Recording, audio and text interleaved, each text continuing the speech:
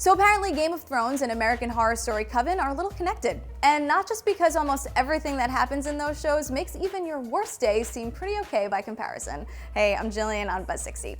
Both shows have thrones, which I guess could be seen as a connection on its own. But E! is reporting the set designer on Coven was actually up for the job of production designer on Game of Thrones. Mark Worthington told E! Online that he approached the Iron Throne with a different vision than HBO. He went with the look of Norwegian stave churches, which are made of wood and really tall and smooth. Game of Thrones is based on the book series A Song of Ice and Fire, and the throne is described in a lot of detail. It's gigantic. It's made out of at least 1,000 swords, filled with spikes and jagged edges, and it's just a monstrosity.